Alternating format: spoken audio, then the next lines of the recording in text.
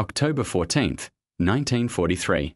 The air over Germany shimmered with silver sunlight and chaos. Captain Don Blakesley, commander of the 4th Fighter Group, steadied his P-47 Thunderbolt at 27,000 feet. Below him, a vast armada of American B-17 Flying Fortresses crawled across the sky, 316 bombers in total, headed for the ball-bearing factories of Schweinfurt. Those factories kept German aircraft flying. Destroy them, and the air war might tilt toward victory. But the Luftwaffe knew it too. Over 300 German fighters swarmed around the bomber formations like sharks circling wounded prey. In Blakesley's cockpit, the fuel gauge told a cruel truth. 20 minutes of flying time left before he'd have to turn back toward England. The bombers still had 3 long hours to go. 20 minutes of protection against 3 hours of danger. The math was simple. The outcome, inevitable. Blakesley's voice crackled over the radio. All groups, turn for home. His men obeyed, reluctantly, their thunderbolts banking west, leaving the bombers alone to face the storm. For the next 3 hours, the sky above Schweinfurt became a slaughterhouse of burning engines and falling wings.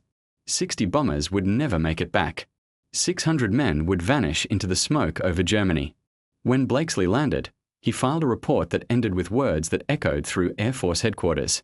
We need a fighter that can go all the way to Berlin and back. Until we get one, we are sending these bomber crews to their fate.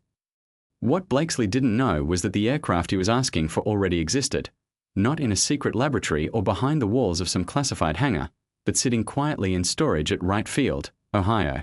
A plane that the US Army had tested, declared inadequate, and essentially forgotten. Official reports said it wasn't worth pursuing. Test pilots had labeled it average. Procurement officers had stamped it rejected.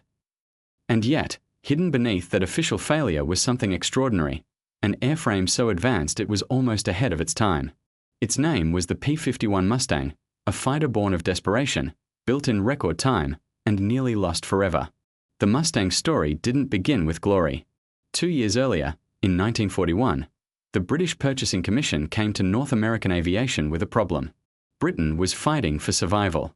The Spitfire was an engineering masterpiece, but production couldn't keep up with losses. The Hurricane, though dependable, was outdated. Britain needed a new fighter, fast, and asked North American to build Curtiss P-40s under license. James Dutch Kindleberger, North American's bold president, made a promise that sounded insane. Give us 120 days, and we'll build you something better from scratch. The British, skeptical but desperate, agreed. Chief Engineer Edgar Schmude led a small design team that worked day and night. Using mathematical calculations instead of guesswork, they crafted a sleek fuselage and a revolutionary wing shape called laminar flow, designed to reduce drag at high speed. They placed the radiator behind the pilot, creating a unique airflow effect, known later as the Meredith effect, that actually generated thrust. In just 117 days, they rolled out the prototype, 3 days ahead of schedule. On October 26, 1940, the first Mustang took to the air. It was fast, 380 miles per hour at low altitude, agile, and beautifully balanced. British test pilots praised its control and stability. The internal fuel tanks gave it a range unmatched by any other single-engine fighter. The British ordered hundreds. But there was one flaw that would doom the Mustang's reputation: its heart. The Allison engine. The Allison V1710 worked fine at low altitude, but above 15,000 feet, it gasped for air. Its single-stage supercharger couldn't handle thin, high-altitude air. At 25,000 feet, the Mustang slowed to barely 300 miles per hour and climbed sluggishly while German fighters soared freely overhead. In a world where air battles were fought in the upper sky, this was fatal. The RAF assigned the Mustang to low-altitude reconnaissance and ground attack, where it performed adequately but unremarkably. American tests confirmed the same. The Mustang was good, but not great, and the official recommendation read, exceptional at low altitude, unsuitable for high-altitude escort or interception. By mid-1942, the aircraft that had once seemed revolutionary was now just a footnote in aviation history, a fighter without a future. Or so everyone thought. Because 5 months later, in a small Rolls-Royce facility in England, a single mechanic would do something he wasn't authorized to do, an act so simple, yet so defiant, that it would rewrite the history of air combat. His name was Ronald Harker, and he wasn't a pilot, a general, or a designer. He was a test engineer, a mechanic who understood engines better than most people understood breathing. And one afternoon, Harker decided to take a plane for a quick test flight, one he wasn't supposed to touch. He didn't know it yet, but that decision, that single illegal act, would create America's deadliest fighter. Ronald Harker was 30 years old, a quiet, methodical man who worked as a test pilot and engineer at Rolls-Royce's Hucknall facility in England. His daily job was to test engines, never entire aircraft. He was not cleared to evaluate foreign planes, and certainly not to make official recommendations to another country's military. But on April 30th, 1943, during a visit to RAF Duxford, Harker was invited to do something unusual. A squadron commander, discussing the limitations of the Mustang, mentioned it almost dismissively, brilliant below 15,000 feet, useless above. Then, perhaps as a polite gesture, he offered Harker a chance to fly one. Most people would have refused. But Harker, curious and unafraid of rules when curiosity called, accepted. He climbed into the cockpit of the Mustang Mark I. From the outside, it looked ordinary, sleek, low-slung, with wide wings and a bubble canopy that gave perfect visibility. Inside, everything felt solid, precise, almost luxurious for a fighter. When he throttled up, the aircraft surged forward like it had been waiting for him. The takeoff was smooth, the climb effortless. At low altitude, the plane handled like a dream, balanced, responsive, alive. But as he climbed higher, Harker felt the engine begin to strain. The Allison coughed, losing its breath in the thin air. He leveled off, testing the controls, the feel of the airframe, the subtle feedback through the stick. And in that moment, he realized something the official reports had missed. The aircraft itself, the body, the wings, the balance, was nearly perfect. The problem wasn't the airplane. It was what was inside it. As Harker brought the Mustang back down, his mind was already racing. He knew engines. He knew what the right one could do. And there was only one engine in the world that could unlock this airframe's potential, the Rolls-Royce Merlin. The Merlin engine was the heart of Britain's best aircraft, the Spitfire, the Hurricane, the Mosquito, the Lancaster. It had a two-stage, two-speed supercharger that maintained full power at 30,000 feet and beyond. Where the Allison gasped, the Merlin roared. It could deliver nearly 1,400 horsepower high in the sky, while staying efficient and reliable. Harker imagined the combination, the Mustang's long range and advanced aerodynamics with the Merlin's altitude power. Together, they could create something no one else had, a fighter fast enough to catch the enemy and strong enough to bring every pilot home. When he landed, Harker did something that could have ended his career. Without authorization, he wrote a detailed report titled Suggestions Regarding the Mustang Fighter. It wasn't his place to write such a document. He wasn't a military officer, or even part of the American procurement process. But he did it anyway. In his report, Harker stated that the Mustang's airframe was superior to any fighter currently in production, and that the only limitation was the Allison engine. He wrote that replacing it with a Merlin would create an aircraft whose performance would surpass all current types. He submitted it directly to Air Vice Marshal Sir Wilfrid Freeman, a man with the power to act and the courage to listen. Freeman immediately saw the potential. He sent the report up the chain with a note, "This may be the most important recommendation to cross my desk this year." But he also knew there was a problem. The Mustang was an American plane, built for an American contract. He couldn't just modify it without permission. Diplomatically, it was a minefield. But this was wartime Britain, and rules were sometimes a luxury no one could afford. Freeman quietly gave approval for Rolls-Royce to proceed, without official sanction. It was a risk. It was also, technically, theft. The Mustang belonged to the RAF under Lend-Lease.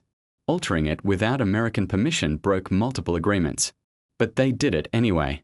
Because, as Freeman later said, it was too important not to try. At the Hucknall facility, engineers began removing the Allison from a Mustang, serial number AL975.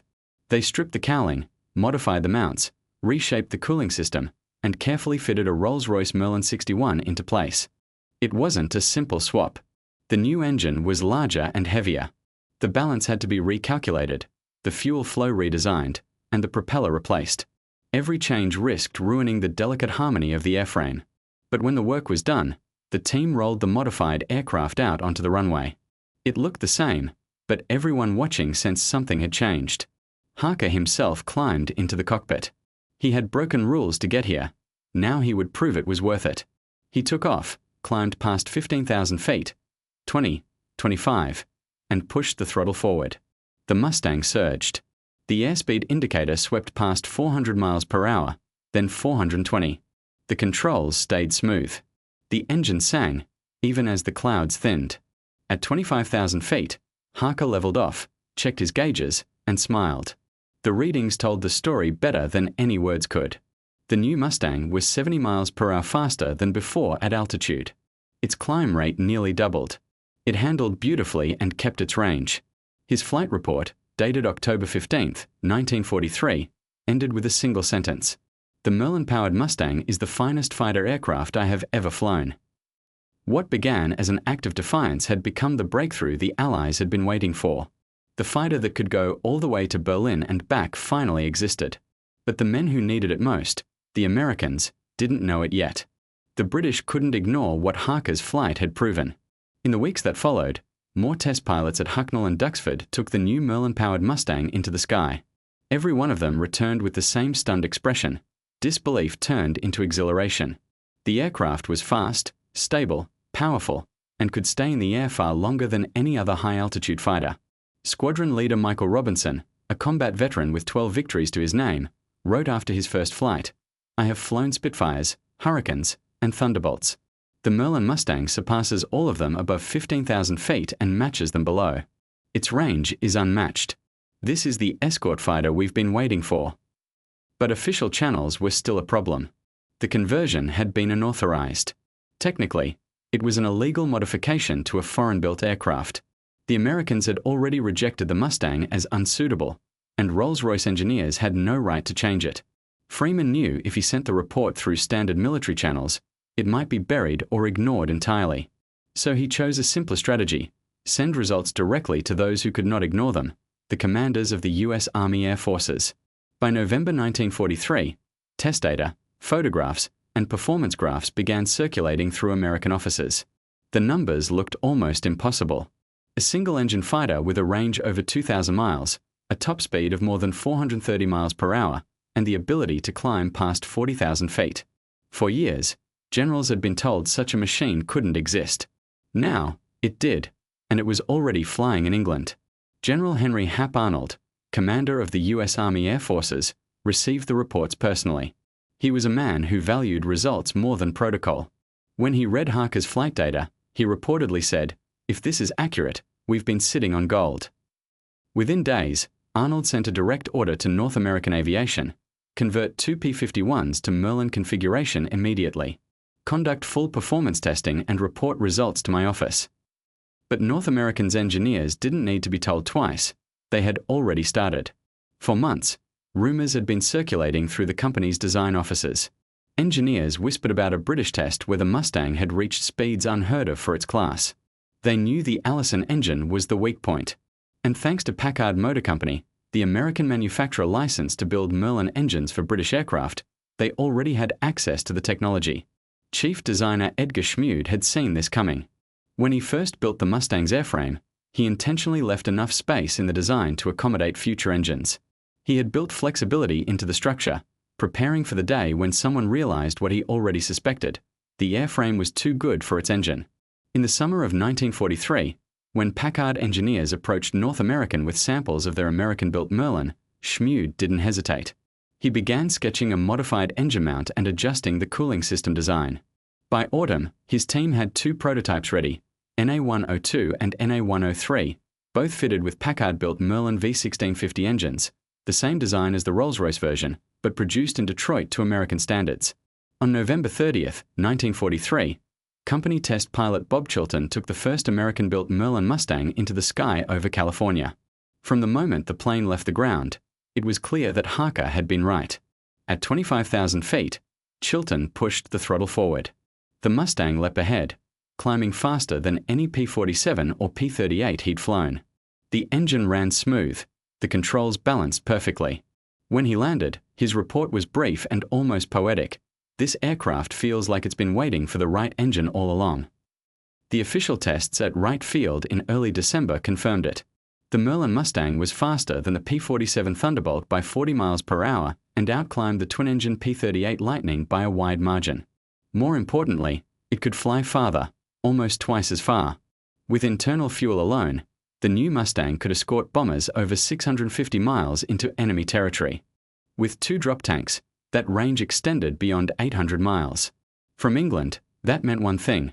For the first time, American fighters could fly all the way to Berlin, protect bombers through the target zone, and return safely.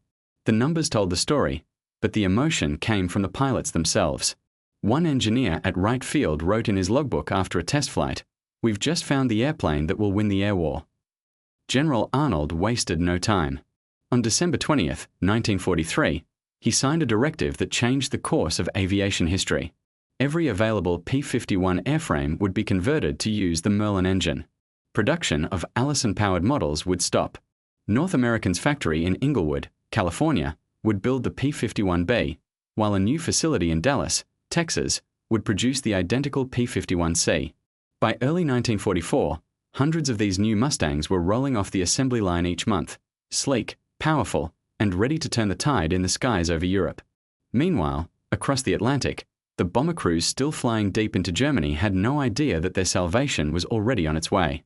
December 1943, the English winter sky hung low and grey as the first shipment of P-51B Mustangs arrived at the docks of Liverpool. From there, they were transported to airfields across southern England, their fresh olive drab paint glistening under the cold drizzle. On their tails were white letters that would soon become legendary: P-51B, North American Aviation.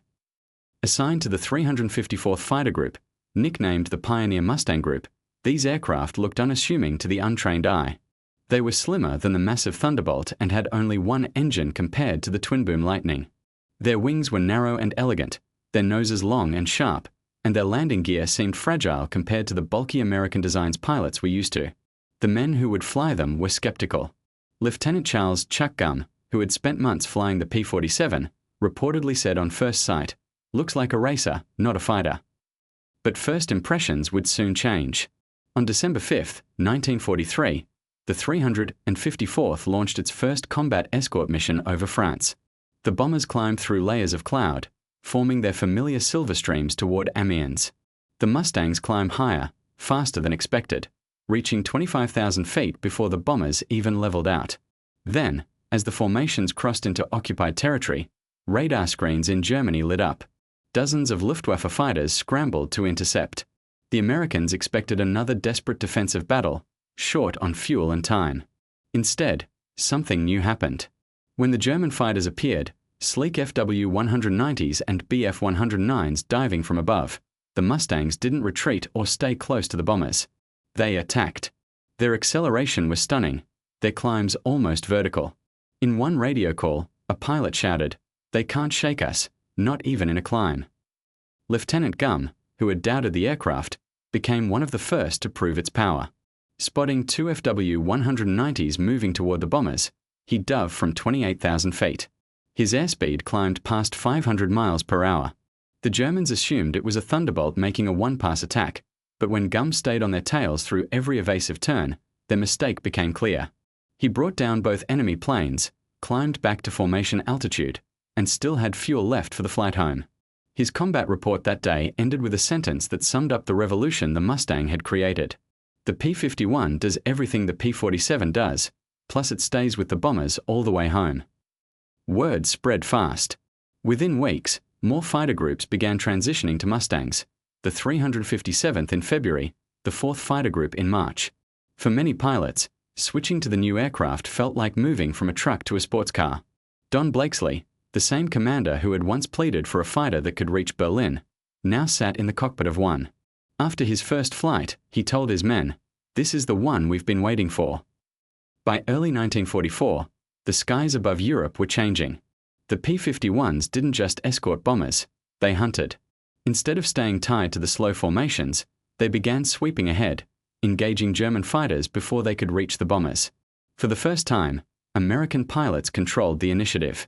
German intelligence noticed immediately. Reports intercepted by Allied analysts described a new American single-engine fighter of exceptional performance, operating at high altitude with extended range. Luftwaffe pilots began calling it Der lange Mustang, the Long Mustang, because it seemed to be everywhere. In January 1944, the results became undeniable. The kill-to-loss ratio for Mustang units reached 11-1. For every P-51 lost, 11 German fighters went down. The Thunderbolt, still highly respected, averaged 7-1, the Lightning 5-1. But numbers told only part of the story. The real difference was strategic. Before the Mustang, daylight bombing deep into Germany had been almost suicidal. Losses of 5-10% per mission meant that few crews survived long enough to finish their required 25 missions. Now, with Mustangs above them, bombers could reach targets like Leipzig, Frankfurt, and even Berlin, and return in formation, engines intact, crews alive. The first mission to Berlin came in March 1944. Thousands of bombers crossed the North Sea, flanked by hundreds of P-51s. The Luftwaffe threw everything it had into the fight, Bf-109GS, FW-190 as, even experimental rocket-armed interceptors. But every attack met a wall of Mustangs. That day, the 8th Air Force lost less than 4% of its bombers. For a deep raid into the German capital, that number was astonishing. Crews returning to England said they had seen something they'd never seen before, German fighters turning away rather than pressing the attack. The long-awaited fighter had finally arrived, and it was changing the war faster than anyone could have predicted. At American headquarters, General Jimmy Doolittle, recently appointed commander of the 8th Air Force, realized what this meant. Until then, US fighters had been ordered to stay close to bomber formations, reacting defensively. But now, with the Mustang's range and power, he issued a new directive. Our job is not just to protect bombers. Our job is to destroy the German Air Force, wherever it hides. That one order transformed air warfare. Mustang groups began flying ahead of the bomber streams, seeking out enemy fighters before they could even take off. They strafed airfields, destroyed parked aircraft, and intercepted squadrons forming up for takeoff. It wasn't defense anymore. It was dominance. The Luftwaffe was being pushed into a corner, and the Mustang was the reason why. By the spring of 1944, the air over Europe no longer belonged to Germany. The Luftwaffe, once feared for its unmatched skill and precision, was now struggling against an opponent it couldn't outfly, outclimb, or outrun. The arrival of the P-51 Mustang had turned the balance of power completely upside down. Each new group of Mustangs arriving from America meant one more nail in the Luftwaffe's coffin. They were faster than the German Bf-109s and FW-190s at most altitudes, could fight for hours without running dry, and were so maneuverable that many German pilots refused to engage them unless absolutely forced. What once had been confident hunts against defenseless bombers had become desperate survival missions. Luftwaffe reports from March 1944 reveal the change in tone. A directive issued to all fighter units read, American long-range fighters identified as P-51 Mustangs now accompany bomber formations throughout their missions. Their performance exceeds that of our Bf-109G and FW-190A above 6,000 meters. Avoid extended engagements when possible. Strike bombers quickly and disengage before escorts respond. But disengaging was easier said than done. Mustang pilots were no longer waiting for German fighters to make the first move. They were intercepting them over their own bases, chasing them through clouds, and returning to base with fuel still left in their tanks. The statistics from that spring told the story more clearly than any propaganda. In March 1944, the 8th Air Force lost 131 bombers. In April, losses dropped to 70. By June, only 42 were lost in the same deep penetration missions that had once seen hundreds destroyed. Every month, more Mustang groups arrived. Every month, fewer German fighters returned home. Major James Howard, one of the Mustang aces of the 354th Fighter Group, became a living legend during this period. On January 11, 1944, during a mission over Oscarsleben, Howard found himself alone after his squadron became separated. Yet, he continued to defend a formation of bombers against nearly 30 attacking German fighters. He fought for over 30 minutes, protecting the bombers until help finally arrived. When he landed, his aircraft was riddled with holes. The bomber crews he had defended sent a message to headquarters that simply said, "One man saved us all." Howard would later receive the Medal of Honor for that mission, but his heroism symbolized something larger, the confidence Mustang pilots now felt. They knew they had an aircraft that could take them anywhere, fight anyone, and bring them back safely. Meanwhile, the Luftwaffe's situation grew worse by the week. The loss of experienced pilots, combined with the growing fuel shortages and the destruction of aircraft factories, meant that the German Air Force was fighting a war it could no longer sustain. Training programs were shortened drastically. Some new pilots went into combat with less than 100 hours of total flight time. Against veterans flying P-51s, they never stood a chance. By May 1944, the Mustang's dominance had become absolute. Pilots spoke of free hunts, missions where they roamed deep into German airspace searching for targets of opportunity. They attacked trains, airfields, convoys, and even fuel depots. What had once been Germany's shield had now become its weakness. Every sortie drained the Luftwaffe's resources even further. General Doolittle's new strategy, to destroy the German Air Force wherever it could be found, was working perfectly. Instead of merely escorting bombers, Mustangs now swept ahead of them, clearing the skies. On the ground, they strafed runways and hangars, turning them into fire-blackened craters. German pilots returning from missions often found their bases under attack, their fuel trucks in flames, their runways cratered. By the time of the D-Day landings in June 1944, Allied air superiority was so complete that German aircraft barely appeared over the beaches. On June 6th, the Luftwaffe managed just over 300 sorties.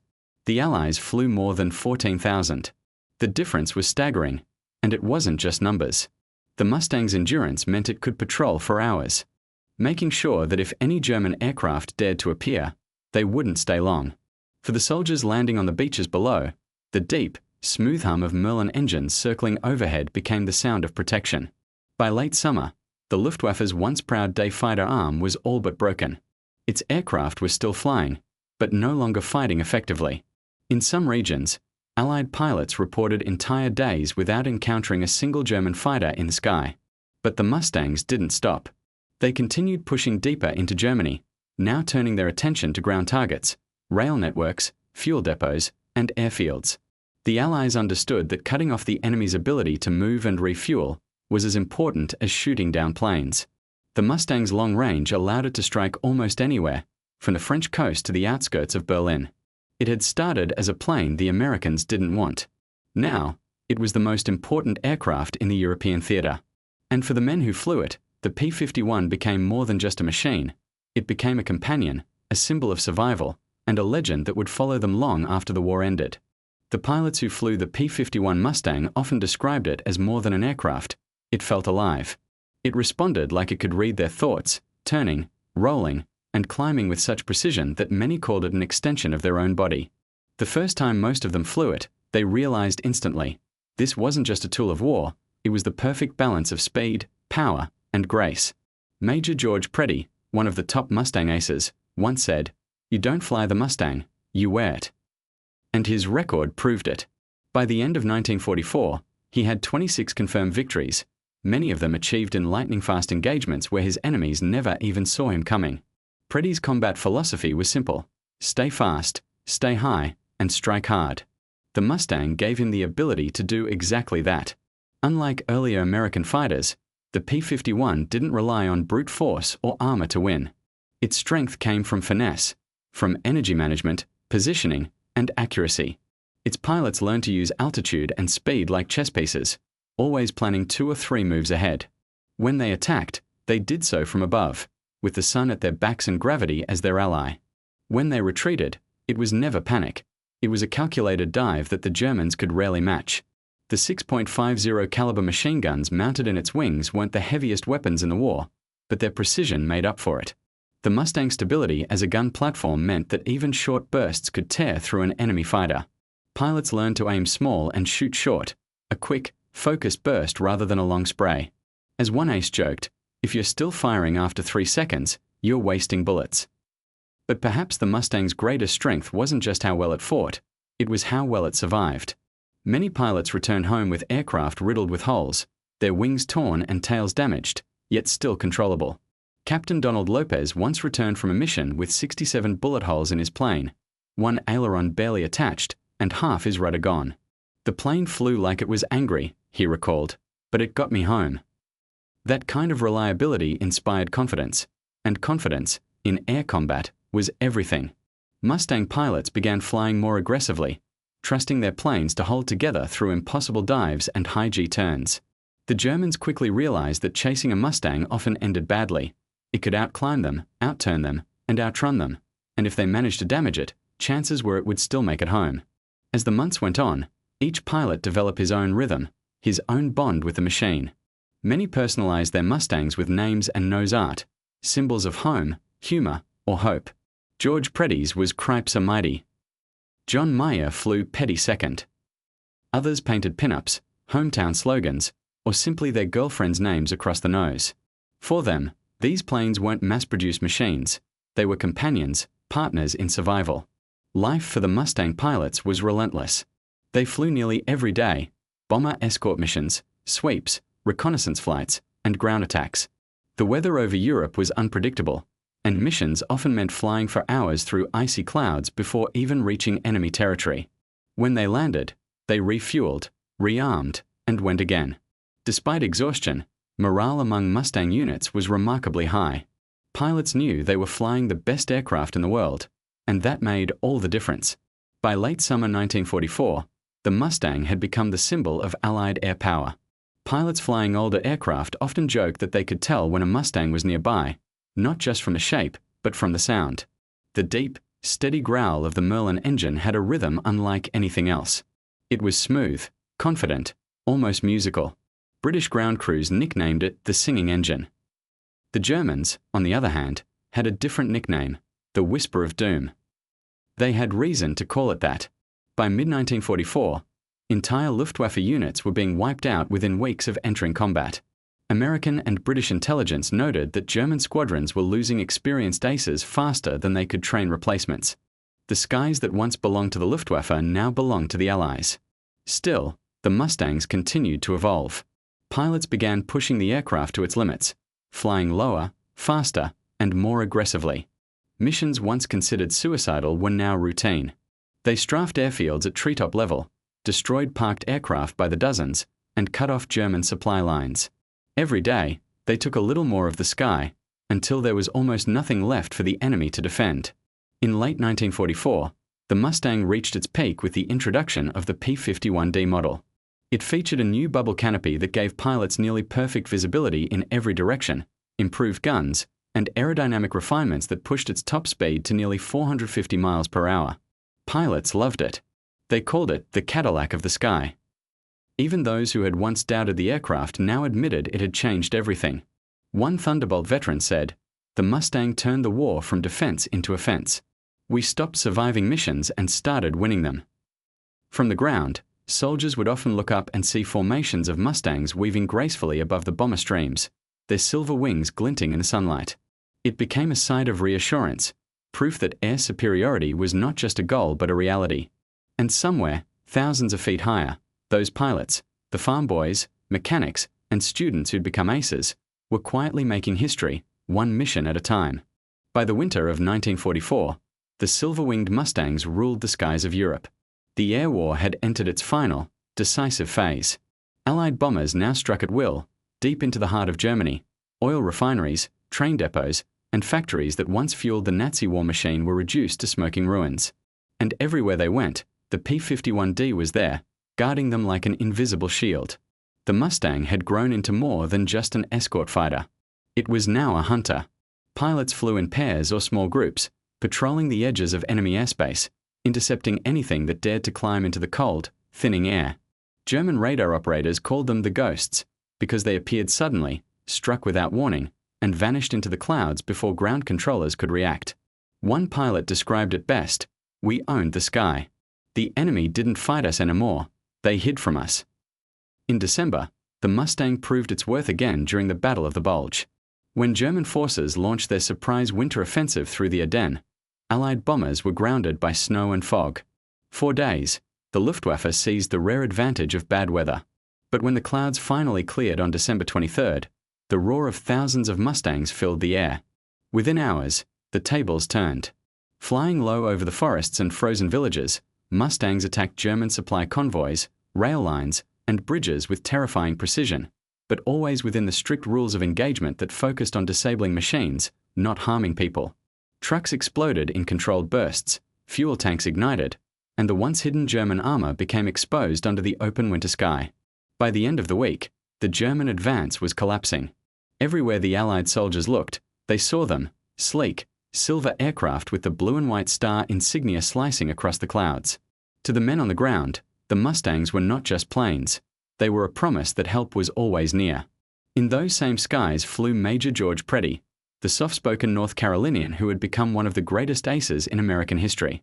During the Battle of the Bulge, he achieved what some called an impossible feat: 5 confirmed victories in a single mission, all in one afternoon. His precision and control made his squadron unstoppable. Tragically, on Christmas Day, his luck finally ran out. While pursuing a low-flying German fighter, Preddy's Mustang was struck by friendly ground fire near Liege.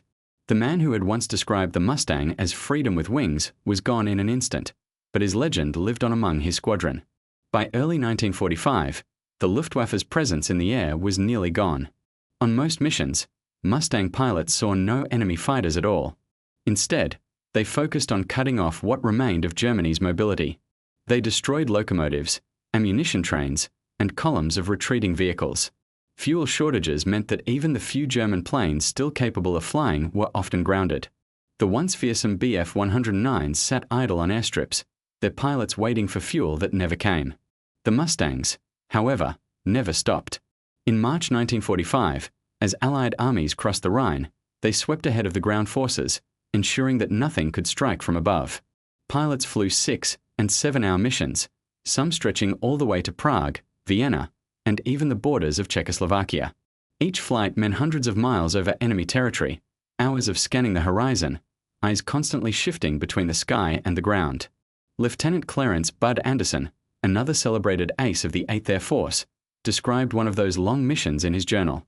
There was a silence at 30,000 feet, just the hum of the Merlin engine. Below us, Germany burned. We didn't feel anger or joy, just focus. You had to stay sharp, because every second up there mattered. Anderson, like many Mustang pilots, believed that precision was their greatest weapon. They didn't fly out of hatred or vengeance. They flew because they had a job to do, to bring the war to an end and to bring their friends home alive. The Mustangs made that possible. Bomber losses plummeted, ground troops advanced under safe skies, and morale across the Allied forces soared. General Eisenhower later said that the success of the D-Day invasion and the rapid advance across France could not have happened without air superiority, and that superiority existed because of the P-51. Meanwhile, the bond between pilots and their aircraft grew stronger than ever. Each man trusted his plane completely, its engine, its wings, its guns. When they took off, they often tapped the side of the cockpit, a quiet ritual for good luck. Many wrote short notes or prayers on the instrument panel, reminders of home or loved ones waiting across the ocean. Despite the exhaustion and danger, the Mustang units remained fiercely proud. They were not just fighting, they were rewriting the rules of aerial combat. No one before them had ever flown so far, fought so effectively, or returned so consistently. It was a testament to both the machine and the men who mastered it. By the spring of 1945, victory was inevitable. The Luftwaffe was a shadow of its former self, its few remaining squadrons scattered and under constant attack. The Mustang had done its job, and more. Yet for many of its pilots, there was a quiet understanding that when the war ended, they would never again experience anything quite like this: the endless sky, the roar of the Merlin engine, and the knowledge that they were part of something that would be remembered forever.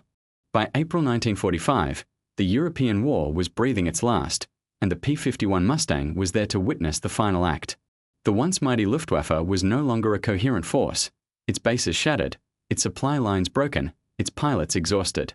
Yet the Mustangs kept flying, day after day, over a landscape that now looked less like a battlefield and more like a nation unraveling. Their missions were quieter now, though no less important. Every morning before dawn, the airfields across England, France, and Belgium came alive with the same familiar sound, the deep growl of Merlin engines warming up in the mist. Pilots climbed into cockpits worn smooth by months of flying. Mechanics gave a last pat to the fuselage, and then the silver shapes rolled down the runway, one after another, disappearing into the orange haze of sunrise.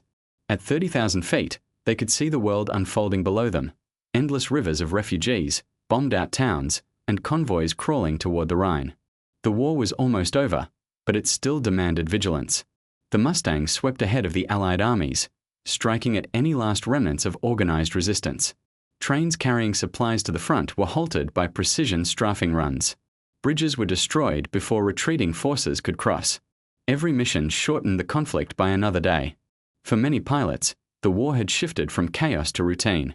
They flew long patrols across Germany and Austria, often encountering no enemy aircraft at all. Sometimes they found half-buried hangars filled with wrecked Messerschmitts, the Luftwaffe's last attempt to hide what remained of its strength. Yet even in these final weeks, the danger never disappeared. Flak batteries still dotted the countryside, and the occasional desperate German jet, the new Me-262, would streak through the sky at incredible speed, a final flash of innovation too late to matter. When those jets appeared, the Mustangs faced a new challenge. The Me-262 could outrun any piston-engine aircraft in level flight, but it was fragile and vulnerable during takeoff and landing.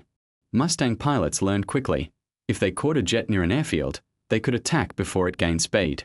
In the last 2 months of the war, dozens of Me-262s were destroyed this way.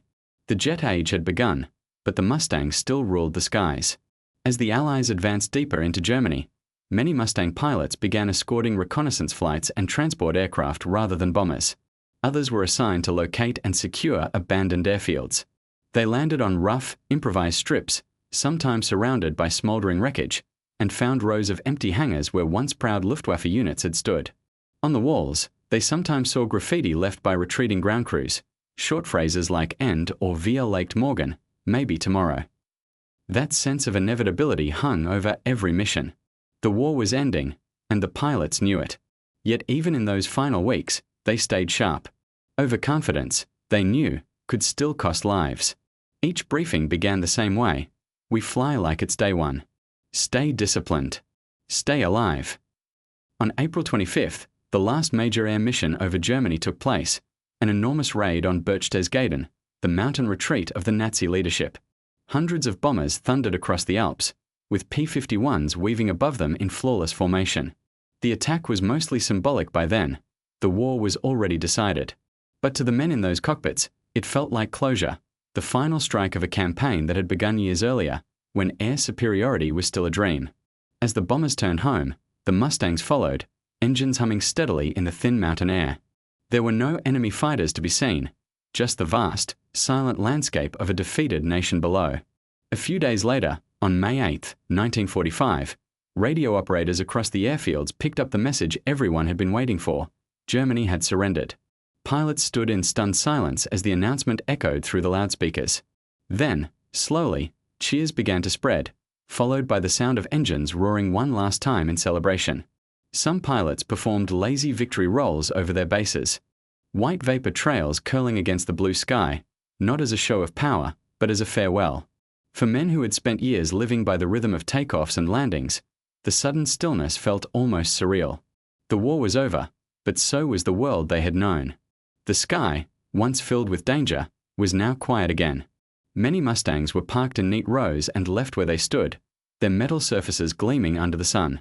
Some would be shipped home, others scrapped, their parts reused for new projects. But for the pilots, each aircraft carried memories too vivid to fade. They had trusted these machines with their lives, through freezing altitudes, mechanical failures, and dogfights measured in seconds. One veteran later wrote in his diary, "When I shut down the Merlin for the last time, I sat in the cockpit for a while, listening to it tick as it cooled.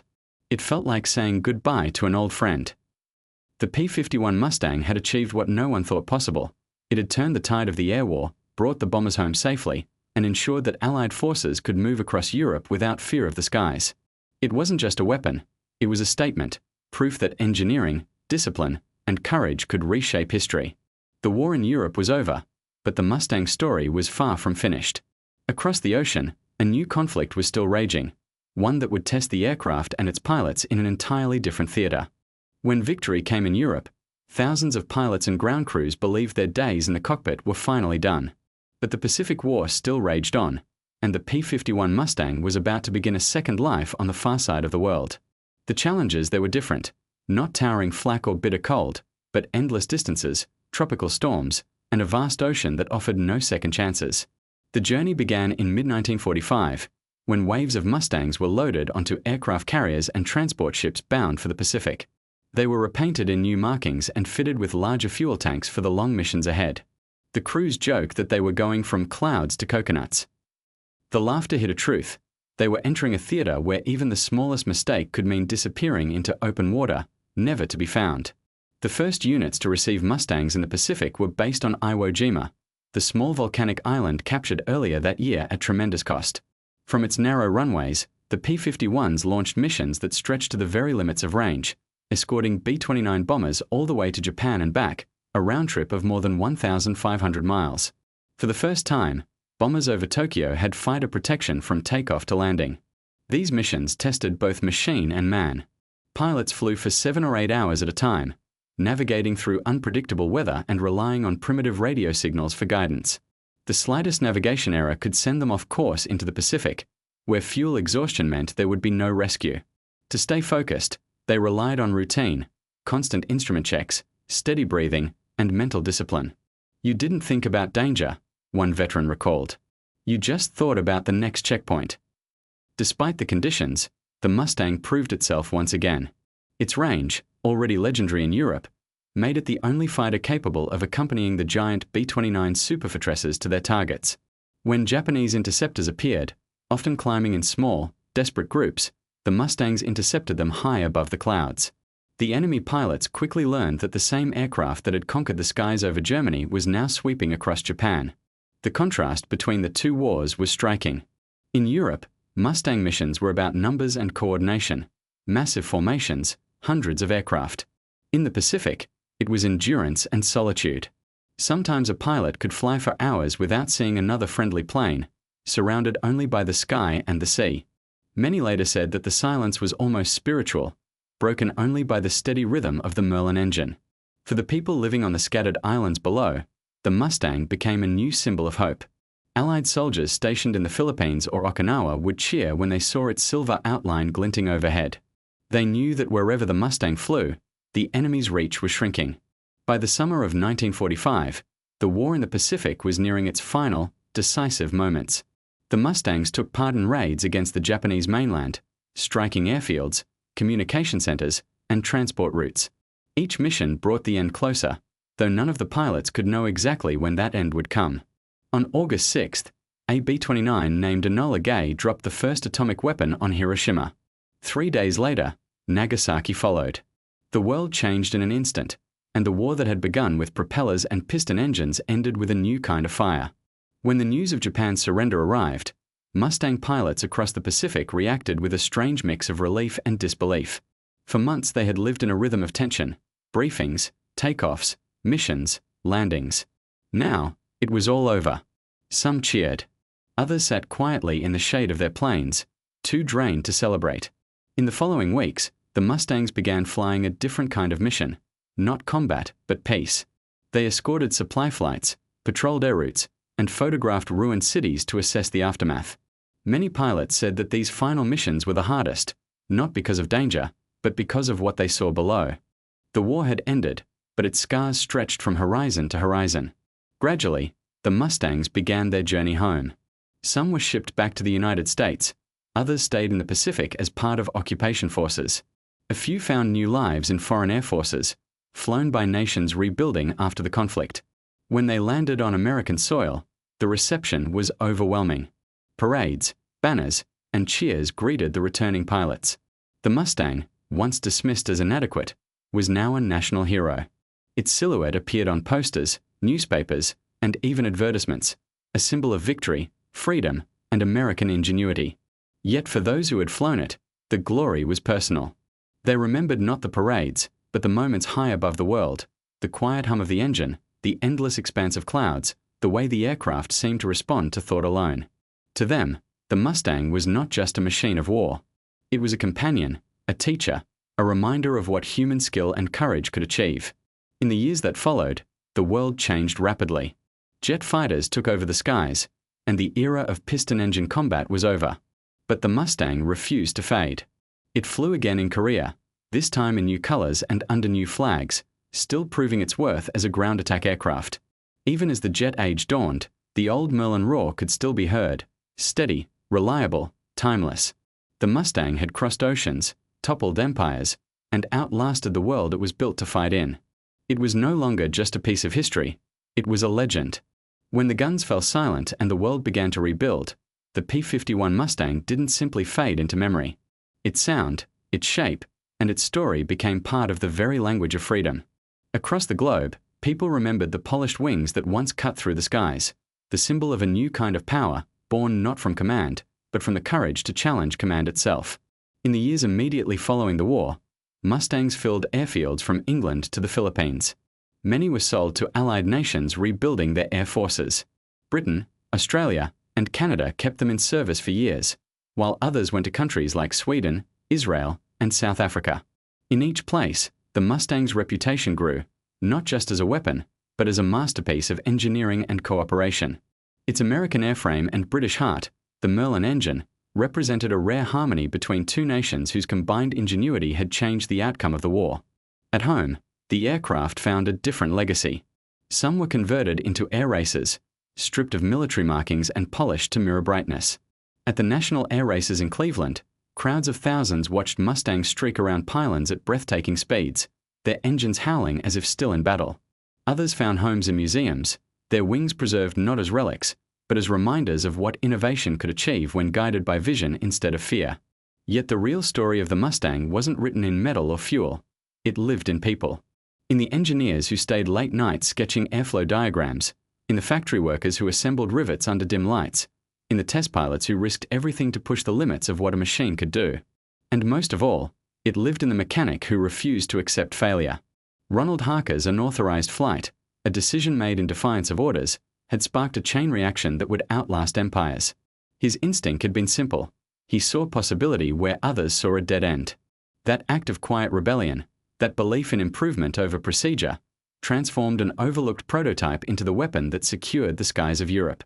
In later interviews, Harker rarely spoke about what he had done. When asked about the Mustang, he often redirected credit to the pilots and engineers who followed his lead.